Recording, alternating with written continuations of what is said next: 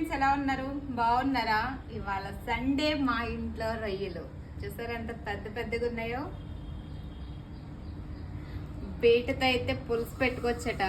నేను ఎప్పుడు ట్రై చేయలేదు, ఇవాళ అయితే ట్రై చేస్తాను. మీకు ఒకవేళ కానీ కాళ్ళతో పులుసు పెట్టుకునే అలవాటు ఉంటే నాకైతే కామెంట్ చేయండి, అంటే ఎట్లా చేస్తే టేస్టీగా ఉంటుందని. నేనైతే ఎప్పుడు పులుసు అనేది పెట్టలేదు.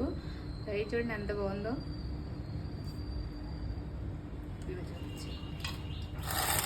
మొత్తం రొయ్యలు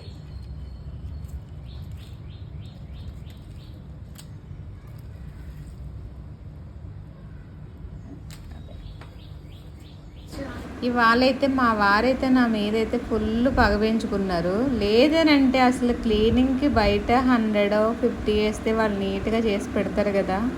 మొత్తం ఈ రొయ్యలు చేపలు చేసరికి నా చేతులు చూడాలి ఘోరంగా పాడయ్యాయి.